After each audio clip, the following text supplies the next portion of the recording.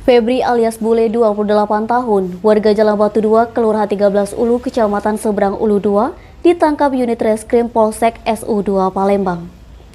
Buronan polisi ini diamankan di rumahnya Minggu 9 Oktober 2022 sekitar pukul 21.00 waktu Indonesia Barat. Setelah dilaporkan kasus pencurian oleh Rudi Alamsyah 27 tahun di Jalan Ayani, Lorong Akadir, Kelurahan 13 Ulu, Kecamatan SU2 Palembang pada Rabu 5 Mei 2022 sekitar pukul 6.00 waktu Indonesia Barat. Aksi tersangka ini dipergoki korban saat mengerjakan tugas kuliah di kamar. Saat itu korban mendengar teriakan dan tendangan dari luar pintu kamar.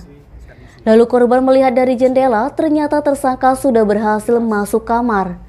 Tersangka yang kepergok korban berkelit sedang mencari kakak korban. Tersangka Bule langsung merampas 2 handphone yang terletak di ruang tamu dan langsung kabur. Sempat dikejar oleh korban hingga 1 unit handphone yang dirampas terjatuh, namun tersangka berhasil kabur. Kapolsek SU2 Kompol Handrianto didampingi Kanit Reskrim Ibtu Andrian menjelaskan, tersangka sudah lama menjadi DPO dalam perkara pencurian.